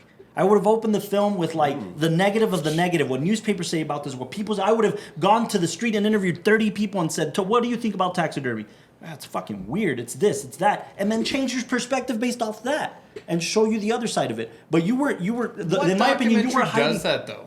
Oh, come on. That is done quite consistently in documentary storytelling. No, I That you feel go like around there's- asking people like Religious List. There's an Religious List is a assumption. great documentary, right? Religious List, you Oh go my around God. asking people about religions. What do you think about this religion? What do you think about that religion? Oh, it sucks. Oh, they're fucking terrible. And then he goes and explores and makes you think, here's what I've explored. You decide what you want to decide about religion. That does exist, but like again, that's just my perspective. I would have opened it like that, Okay, but I and feel lean like- into the skid. Hey, this is a negative connotation. There is negative connotations. Okay. It felt like the filmmaker wasn't taking enough risks, and therefore it didn't make me care enough. Like I do think like whoever funded this documentary was like, don't be ugly with it. Take the money, kid, but don't be ugly with it. Don't you know? feel like every documentary filmmaker does already come with a preconceived notion of what the audience assumes? I know it's an extreme example again. Yeah. Look like the Michael Jackson thing. Right. Everybody already assumes that you loved Michael Jackson, that you think he's I'm with great. you. I'm not know? talking about sensationalizing the topic at hand. I'm not don't sensationalize No, it. but every documentary has Yeah. to come with a preconceived notion of Yeah, like how yeah, yeah. you feel about the subject Yeah, matter. yeah. The documentary I was going to choose prior to this was what is it called? Free Solo. Right. Which Yeah, if you like that. haven't seen Free Solo, I definitely recommend because that takes you into the world of the solo like sport and that's insane. And again, Let me ask you something. Go ahead. Because it's good that you have a basis of comparison. Two topics that have absolutely nothing to do with each other. Just Yeah. like the two topics I listed. Sushi and music. Yeah. virtually nothing to do with each other. In this scenario, did Free Solo make you feel something different than this documentary? And if so, what was it? And if it didn't, it didn't. If you didn't care enough about the topic, I don't know. But when I hear you talk about Free Solo, I hear you talk about it like, oh man, I was immersed in this world, and I go there. And the thing is, I felt like, okay, I'll say that the issue comes, and the reason, again, this documentary it may not be an issue. Higher rating. May not be an issue. No, but I mean, when we're talking about film and ratings and the idea of like what's higher and what's lower, the reason something like Free Solo would get a higher rating in this case is because I feel like both of them obviously brought me into a world I knew nothing about. Yeah. And I will say that Free Solo did make me care more about the topic. Or the individual, right? Because it's focused on this dude that... Yeah, it was one dude. I don't know. I don't want to spoil it, but he dies or something. No. He doesn't die. Oh, okay. Wait. Beginning of the third act of that documentary, what they do is that they shift from talking about the art form of Free Solo to him. Oh, I see. And that's super powerful. That's super powerful where you have this shift where it's like, yeah, kind of a rough childhood. And he really didn't have this. And then you feel like, oh man, so it's not just about the sport, it's about how and by your guys' arguments, that topic is prospectively something that nobody gives a shit about, but it's a palatable documentary, right? But that's okay. Yeah. Yes. I don't know because I haven't seen it. Yes, I wouldn't. Absolutely. But I will say that this film, for the general audience, I think is super palatable, and I think it's something that any person, it doesn't matter who you are, could really go into this documentary. And again, the reason I want to show this is because not that it's the best documentary in the world, but if you're somebody who thinks that documentary cinema is mainly about one guy sitting in a library and talking about factual information from like the Civil War era, I'm with you. This one will show you that you can find beauty in documentary cinema. You can find topics that are super, what some people call basic, other people will call controversial, and you can really bring it to life. And the fact that you can really bring in somebody's world. And I love you to death for that. Yeah. And I love the audience. I love you guys checking out this podcast and giving our perspective on this. I will say, however, I motion to have more stories that take risks and make us feel like we don't. I don't know. There's a good. You mentioned something, Gus, the other day. They're like, I think Netflix has perfected the documentary form. Yeah. Because the ones that I have been exposed, whether they've been about true crime, whether they've been about streetcar racing, whatever the fuck, I'm like, it took risks, and because it took risks, it made me feel something more. As opposed to like, if I want to feel, you're absolutely right. If I want to feel warm inside about a topic that doesn't typically make you feel that, okay. Cool. Watch Stuffed. I guess I'm at a place in my life, I'm at a place in my kind of consumption of cinema where I want the filmmaker to not be fucking afraid. I heard a documentary today. I heard an interview today between Yorgos Lanthimos and Ari Aster, and it just dropped like 2 days ago. These two motherfuckers talking to each other about cinema. Insane. That's the guy. Those are the guys that are breaking ground in cinema, right? And that's narrative storytelling, so that's not fair. But I don't know, man. I want to explore more cinema that's taking risks. It's not afraid to make the audience squirm a little bit. Yeah. And while it's making you squirm, I would hope there's a resolution at the end where it make you feel better about the topic or make you feel like shit for liking the topic, whatever. But taking you into that. Here, let me ask this, because you got kind of mad at me right now when we were watching it. Yeah, really, man. My main question is, when I see a documentary or when I see something, it's what's the future of this? Oh, and you got kind of upset, and I was like, "Oh, you were asking what's the future of like Taxidermy?" Right? Yeah. Which to me raises the stake. Like, okay, I'm watching this because there's more to look forward to. I feel like this one just kind of like, all right, that's what it is. There's people about it. I feel like we didn't see like the future of like, okay, what's the next? People are just gonna be doing the same thing. It's like we talked about the last film, and we talked about this film, and we talked about the main goal of documentary cinema. How did the film end? As a call to action. It ended with them showing a quick highlight of like the winner for that year, right.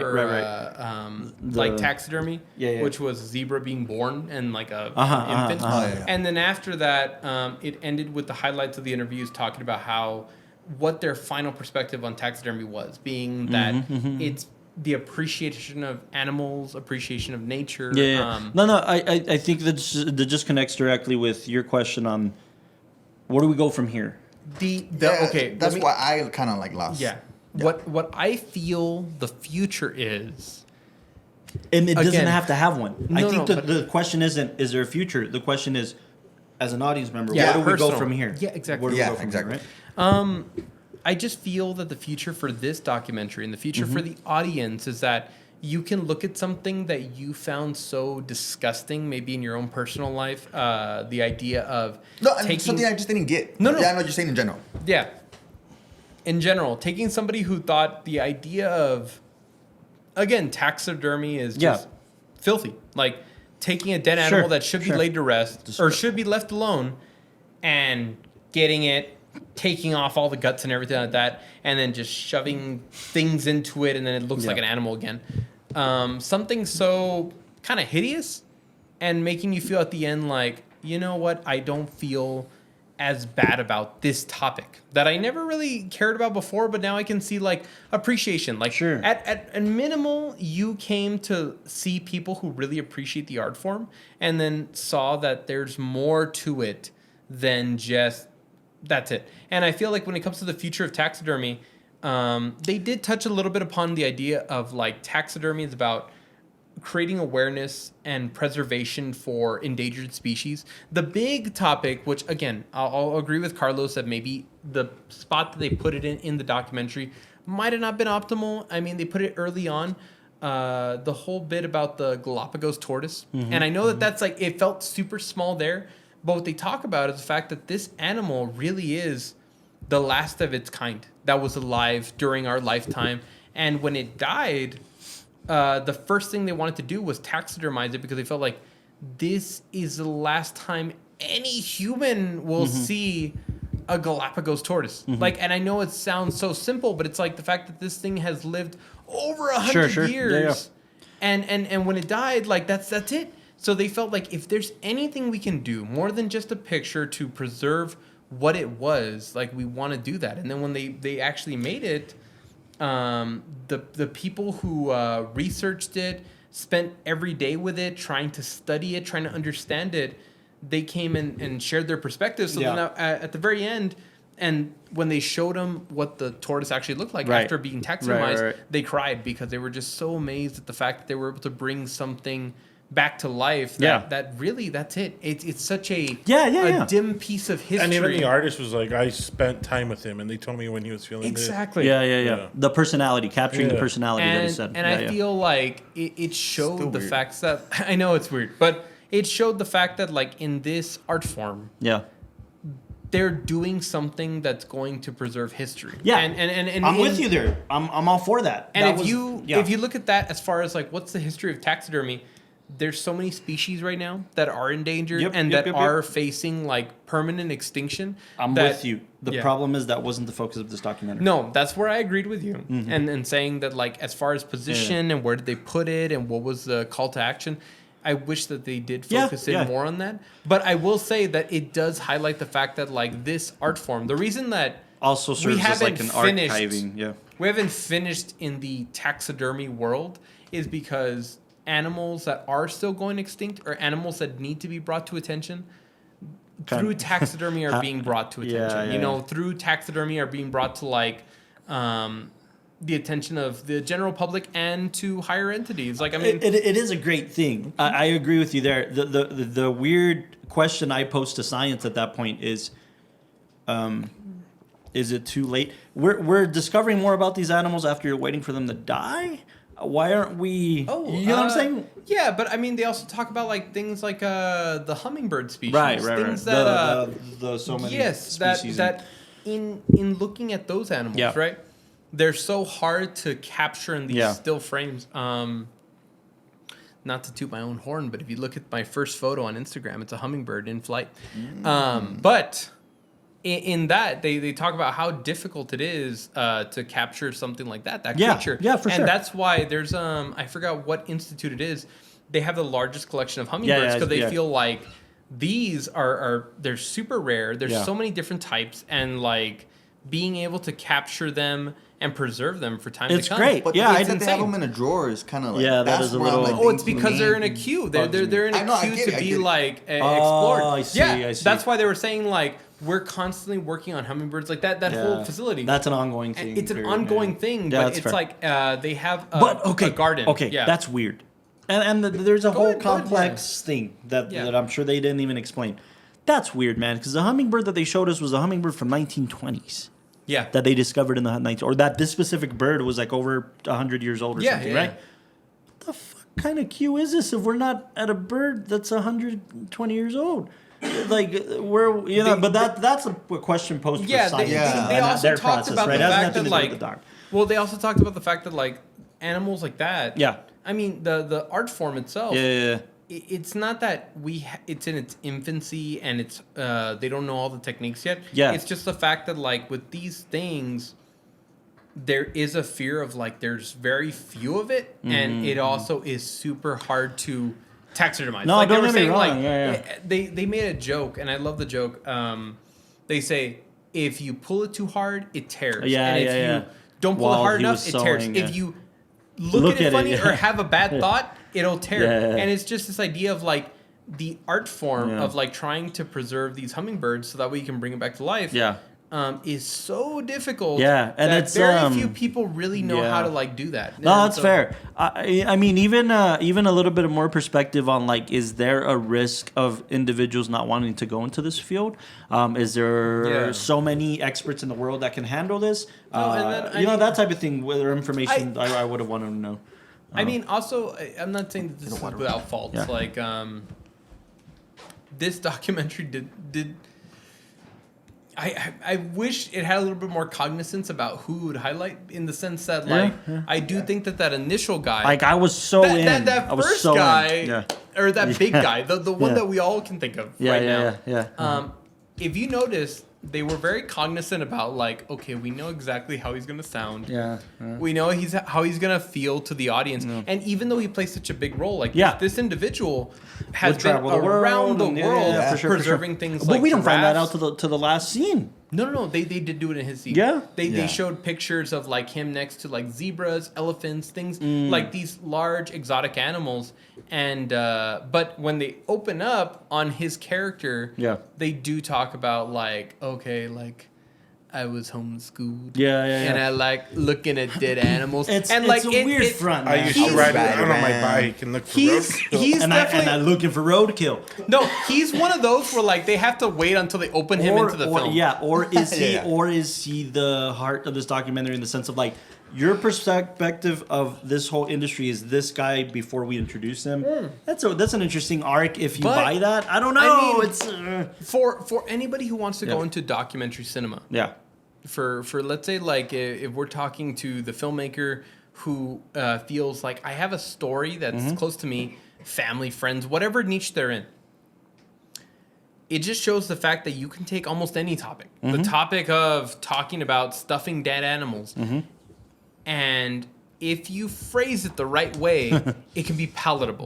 I'm not like- saying Yeah, I'm with you. I'm not saying it can be the most impactful thing. It might not be the best cinema in the world, but it will be palatable and it will open up somebody else's eyes. You're absolutely right. I'm with This you. guy looks like Maestro, though.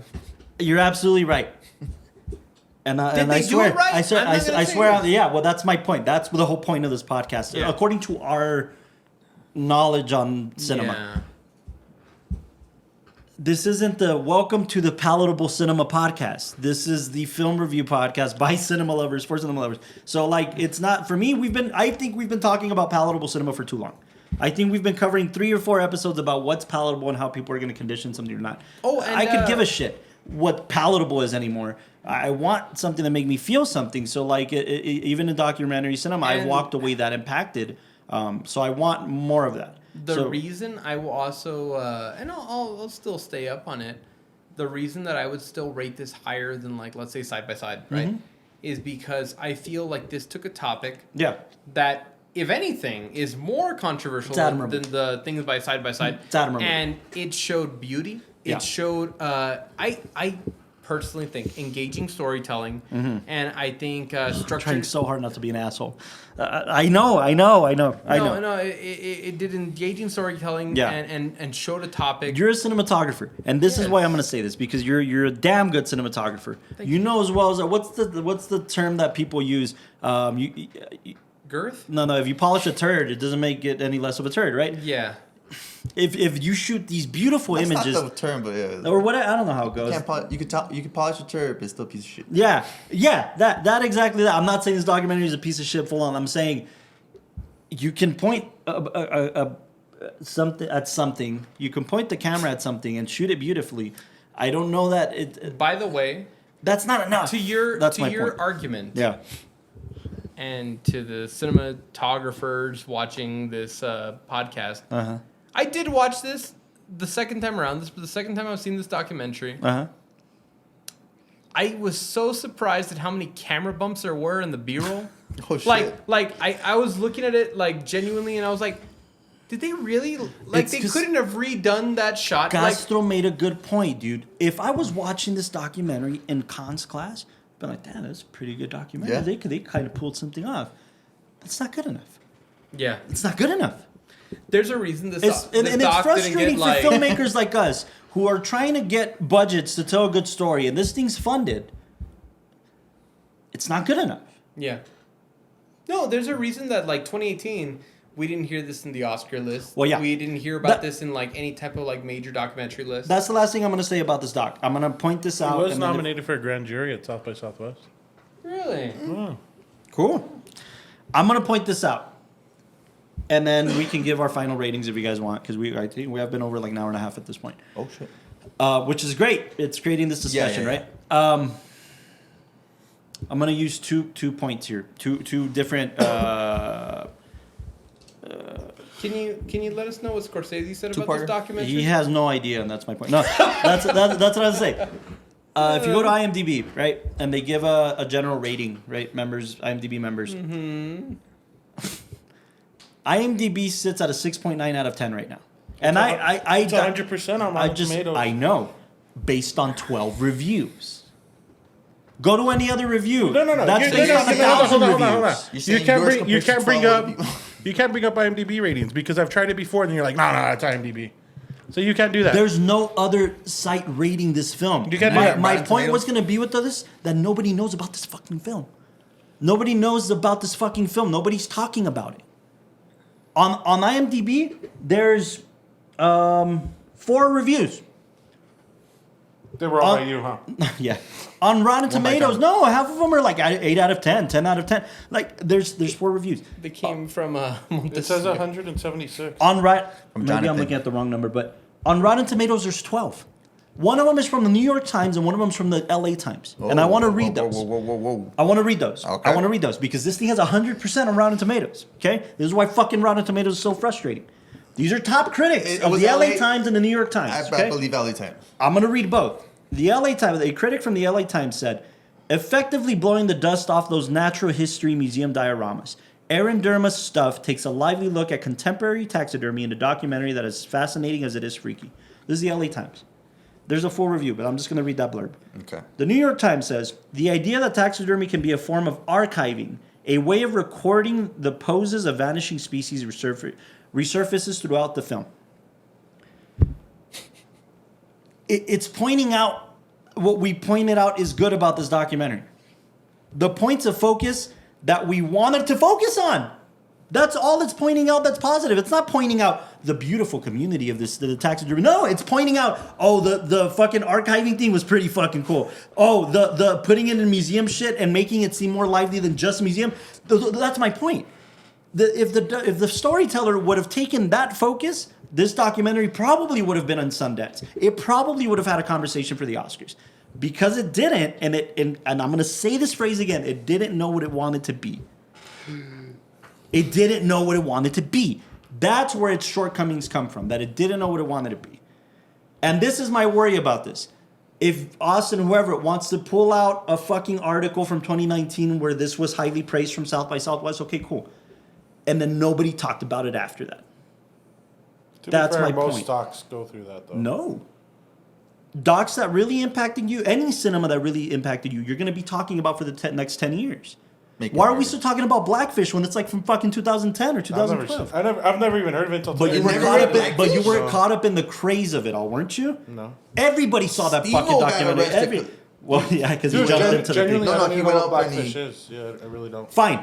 If not that one, Free Solo. I've never seen it. I don't know if you saw it or not. No. You've never seen it, but you fucking heard of it. All I know is some rock climbing thing. That's it. Everybody talked about it. But that's what I mean. And people are You're going to keep talking about it. But that's what I mean, though. It's just like film. 99% of them just disappear into the dust. But the ones that impacting And you I know what you're saying, yeah. are going to be talked about. You're going to talk about them. Are you honest? I don't know about you. You guys might belong to the camp where you are. Are you seriously going to go, other than your parents, are you going to go to your cinephile buddies and be like, you got to fucking watch stuff, dude? Are you? He's got a good argument, man. You are? He's got a good argument. You're not. Are you? You guys are my cinephile, buddy. Are we going to keep talking about this documentary after this episode? Probably Probably. not. It didn't impact me that much. If it impacted you guys, great. Cool. That's what's great about cinema. It's subjective. I'm not going to go around for the next 10 years talking about stuff. I bet you Delo has a bunch of dead bears in his car right now. I was going to show you guys my collection. I wanted you guys to like this film. You want to see my bugs? That's just my point. I was gonna finish. I don't want us to be content with our with our with cinema. I want people to feel what we're feeling out of them, and what I'm feeling out of them is this. I'm not going to be And I talking like about that. this doc for the next 10 I years. like that you're not sugarcoating it for this guy. Yeah. Hey, this same argument has been used against me in my picks No, yeah, sometimes yeah. too. Okay, so this isn't the let's bash each other. No, not at all, not at all. But truthfully, let's call it what it is. Like I stated with Side by Side, I've seen 10 documentaries better than Side by Side. It's still my favorite documentary for my personal reasons, right? Mm-hmm. I've seen 10 documentaries better than that. Why did we give Side by Side a better score than this? Well, not Austin, but there's a reason for that. Yeah, the reason why my scores are kind of low is because he told me you have to leave room for it, and it makes sense. That's why my scores are kind of low. Well, we've talked about that on the narrative front too, right? Like and we've all been guilty of it, giving a fucking 10 to something that probably didn't deserve it to a certain extent. That's just my argument with this, and it's frustrating because the internet agrees. There's 12 reviewers who fucking talked about it in that year, November 1st, 2019, October 15, 2019, and we've never heard of it again until you brought it up. And you saw it on a whim. His face. Why? His face. There's a reason for that. There's a reason for that. There's a reason why people are still talking about the Michael Jackson documentary. And I'm not saying it's good, it's great, a docuseries, whatever. Well, it's Michael Jackson. Well, it's Yeah. sensationalized, right? That too. Yeah. But yeah, maybe that's a bad example. But the idea is there. Nobody knows about this thing. The question that's being posed here, is that for good reason or is that for bad reason? Is this really this like hidden gem? Be honest with yourselves. Is it? I'd like the audience to screen it if you can find it. Or comment. It's on Voodoo. It's on Tubi. It's free on Tubi with ads. Watch it and tell me if I'm wrong. I don't know that I'll revisit this documentary, and I don't know that it impacted me as a storyteller, as a cinephile in any way that I'm going to revisit it or tell people to screen it. Unless it... You know what this film is to me? He's already down, bro. This film is a coffee table book at best. I'm sorry. There's some ice You on know the I love fridge, you, bro. and you know I trust your vision and First your aid kit's over perspective there, bro. on cinema. For me, this film is a coffee table book. Ooh. It's niche, and it's like I'm gonna sit and wait for the conversation to start. Oh, that's pretty cool. Hey, so about that thing. That's how I'm personally picking this film up right now. Have you, you know Frank Zappa, right? Yes. I've been listening to his Apostrophe album, and he has the opening song on the Apostrophe. album of Apostrophe. It's called Yellow Snow, and he talks about Nanook of the North, and how when he gets angry, he likes to grab the yellow snow of the dogs that peed on it and rub it into people's eyes when he doesn't like them. Is that what you want to do to me right now? That's how I feel right now. I'm sorry, buddy. I feel like I just got the yellow snow of your dog rubbed into my eyes for showing you. No. This I'm isn't a joking. tell on you. This isn't you picked this. Like I said, I know your palate in cinema, and I know your ability as a storyteller. I just I don't know. I want to I'll say be. this. I want to call a spade a spade. I'll you say know? this, just so nobody feels bad about like lowering the rating. I will say that very much my intention for this pick, when I first saw it, Yeah.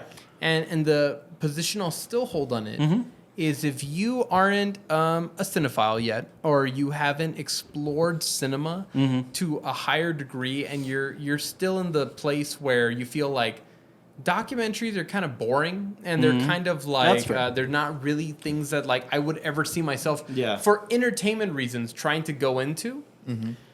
I would definitely keep recommending this film because I feel like there's something of merit there. Yeah. There's two sides of that coin, though. There's two sides of that coin. Go ahead.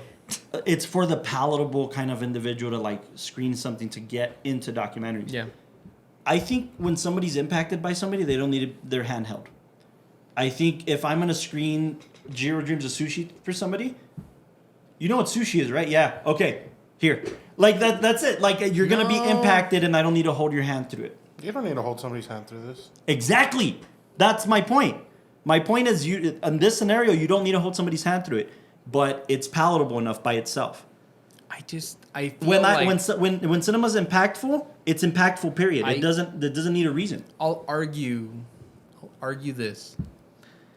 My rating's already gone down, but I'll argue You won. that I'm not trying to win. I'm not trying to. No, I like the conversation. I'll argue that I still feel like this is more of a gateway drug into the ability of documentary cinema than side by side. Oh yeah. Okay. That's totally cool. I didn't argue against you guys on the episode then either.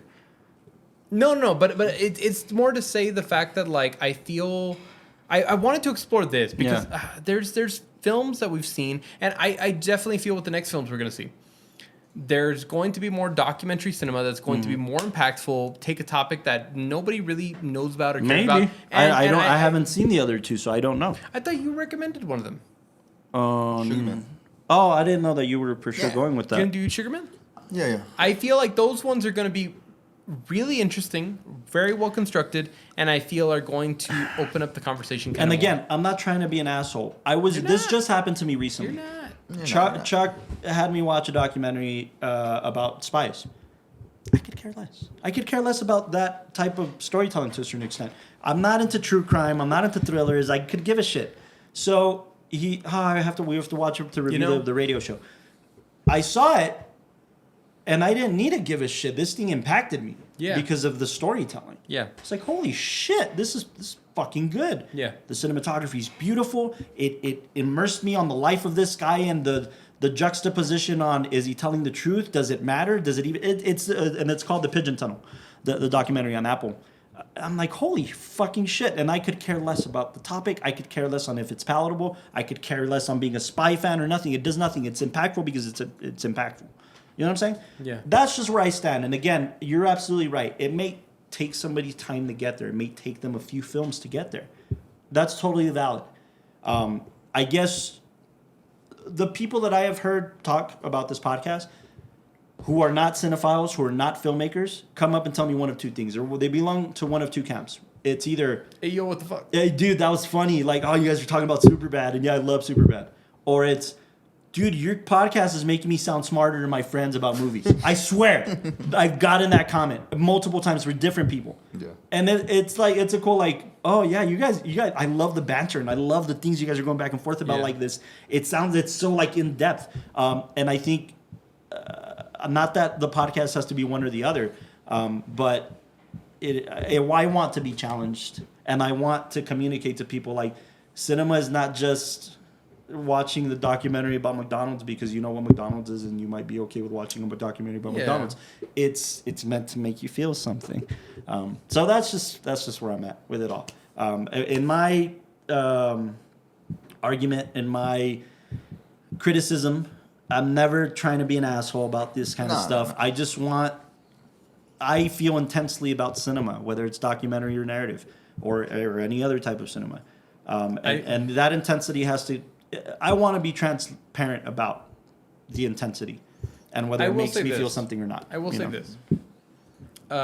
This was definitely an intentional idea for like our first documentary month. Yeah.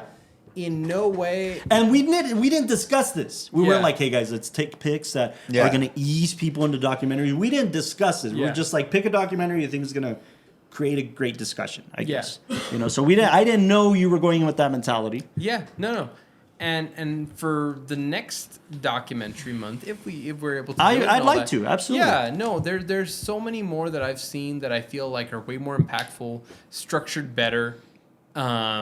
There's even like some that I just want to show you guys on the side. I talk a lot about Bourbon, the documentary that I've seen. you can tell me about that. It's super impactful to me in a personal topic because I love whiskey and cocktails and all that kind of stuff. Boy, do you love whiskey. Oh man, it's a problem. No, but like I want to definitely go into those documentaries and then also other ones like Man with a Movie Camera. I'd love to talk about that and picture. really talk about like the fundamentals Again, of documentary a very cinema. biased Exactly. kind of term. But I like for the first kind of documentary month, especially transitioning from like narrative films to documentary. Yeah. In my own personal take, I really wanted to like, and hopefully, one person watching the podcast goes out and screens the movie. Yeah. And feels like, wow, I actually felt a different opinion on this topic that I didn't think documentary could really make me feel. I encourage that and applaud that because we're not. Are we experts in our field? Of course. Possibly getting there. Possibly You're an expert. getting to a place. Yeah. But You'll we're get there. not. You guys will get You know, there. our opinion is exactly that. It's an opinion. Yeah. Period. I will say this. I think I'm feeling this way because before the holidays, we were talking about stuff like all that jazz. Oh and my we're goodness. talking about these films that fucking No, and then blew us out of the next water. month we're gonna get ready for Oscar picks, which are Right. these like again. So we've been going from holiday films, super palatable, super easy to consume, not really analytical cinema, into documentaries that weren't really challenging me as a viewer, weren't really doing anything for me. So I think that's why I'm feeling this way. That I'm just like Malkovich, like, can we go? Can you make me feel something on the screen? That's what I'll say about this. I don't know if you're gonna take it the wrong way, but this is kind of one of those films or documentaries where if you're trying to fall asleep, stay with me. Stay with me. No. You're not necessarily putting it on anything on TV. You're looking to something like it's still interesting. Background. No, not a background. It's still interesting, but I know I might fall asleep. But it's still one of those. It's that type of documentary. Yeah. Not like Making a Murder where I'm like, I gotta pause it here because I gotta stay tuned. And it's not a what you defined as a party film, where you just Oh, toss this yeah, on the party and Yeah, for anybody who doesn't know, I'm really into the concept of party films, which are films that you toss on that have Oh, really that's pretty. interesting. They have great imagery. it might be a party film alone. No, it's not. The only It's a reason good is conversation because of dead starter. animals. Like I feel Yeah, like that's not yeah. something as palatable for everybody. Get laid at that party. Yeah, no. Party film is like a great party film. In my opinion, is like 2001: A Space Odyssey, and a lot of people Yeah, who like sure. agree on that. It's super pretty imagery. You've heard of the film. You've seen a little bit of it. It's not going to captivate you too much where you're like sitting down, you're like, what's going on? But it's definitely something that if you like turn to the side to kind of like look at for a little while, you'll like be like, It's oh, a live. that's interesting. It's and a then- live portrait, right? Exactly. It's a live painting. Yeah, of it the would just party. kind of happen in the I see background. what you did there. You know that's my favorite film. Okay. I see Is it what- your favorite film? It's one it? of my Yeah, favorites. really? I need to. Really? We need to review it on this podcast. Oh, 'cause we're I going was to. not impacted by all that of you film. guys. Oh, On the first screening, on the second screening. My I was it's like getting like okay. I need my to watch pick it more. for when we go back to like regular month, in March? March, April. Yeah, is gonna be what is it called? Blade Runner.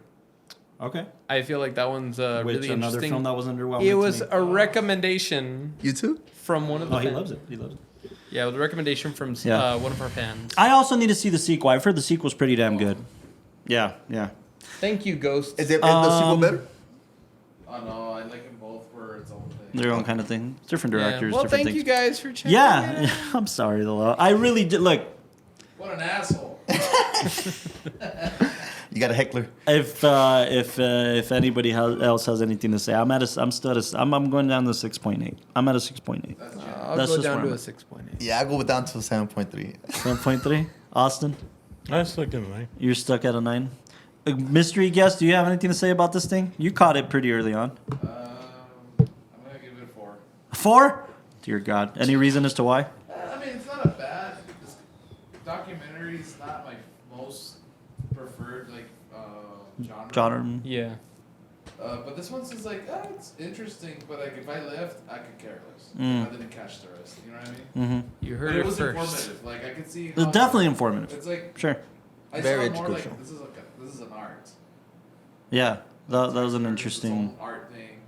I almost saw it almost kind of like sculpting monsters like Mm. films, Mm-hmm. but in Yeah. this case it's just realistic animals. Yeah. So, but other than that, it's just a bunch of white people like I love. Okay, we'll like, definitely timestamp gutting that. animals and shit. Yeah.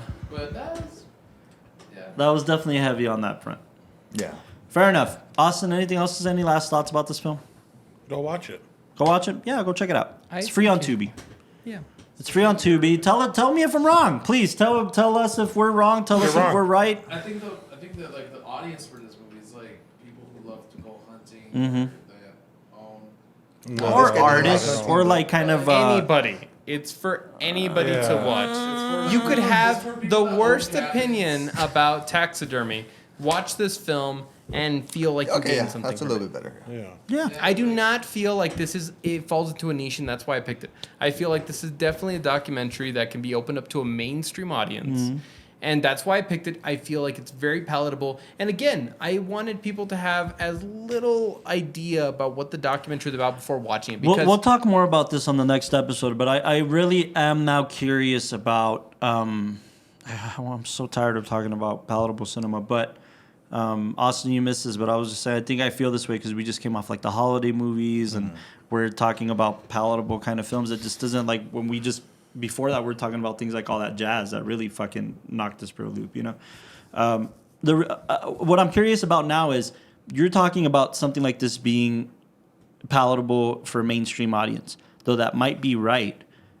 Why did nobody see it? Why did nobody care to see it? Maybe the money wasn't there for marketing. You ever think I about mean, that? yeah, but if you win a major award at South by Southwest, the film kind of sells itself. I mean, Not to the mainstream audience, I don't think. well, I- but that's I my will- point. word of mouth. A mainstream, yeah, or word of mouth. Like nobody saw it. Nobody. But also look you at know. what the again, it's something that I do it's think a it is topic yeah. that people naturally don't want to Right, see. right, I right. know when I first went to go watch this film, I remember bringing it up to my parents, and they were just like, "Oh, have fun watching a taxidermy documentary." yeah. Like they were against it. Everybody I mentioned to was Yeah. against it. No, honestly, they were like, "Should we call help?" Like everybody was super against the idea of like, what are you gonna enjoy? Like it's a I bunch don't- of people watching like animals getting like whether killed you're and stuff. whether you're a mainstream kind of audience person or a general audience member, whether you're a cinephile, whether you're Yeah. whatever, you're right. It's something that you can toss on and whatever, right? But by all Intents and purposes.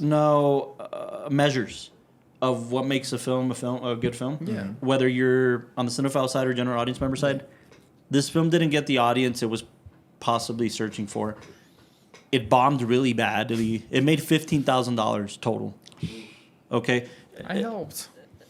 You did help. It didn't find a streaming service that was pulling for it. Yeah. Why? You know what I'm saying? When it comes to like something that could be served the mainstream and it is palatable, but also nobody wanted to see it. we've kind of heard a lot of, friends of ours going through that process. Yeah. It can be hard to sell it, No, and I'll also say that I did feel. especially if you don't have the money to do it. They possibly used everything that they had on the budget for it. You never know. That's totally fine, but I guess what my point here is that it didn't make somebody care enough.